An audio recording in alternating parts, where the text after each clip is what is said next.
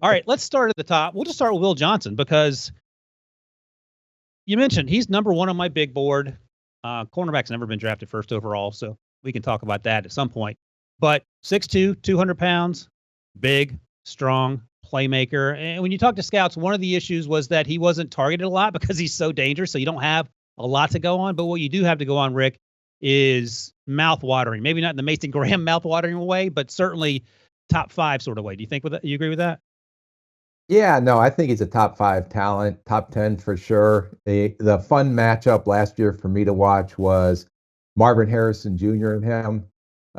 He stepped in front, made that big time interceptions on a slant route, but Marvin Harrison also won a few battles on him as well. So, yeah, no, he's to me the top corner right now heading in. I'm going to agree with you. I don't think he should be number 1 on your board. I totally disagree with that.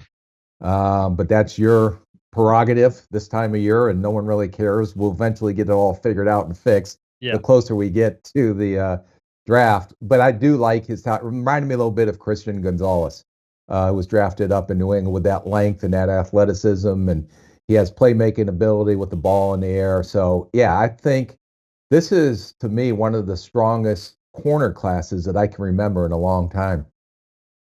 Yeah, I was talking to another scout about him, and he liked my Patrick Surtain, the second comp. He said, well, that's an obvious one. And I mentioned your Christian Gonzalez comp, and he said, you know what?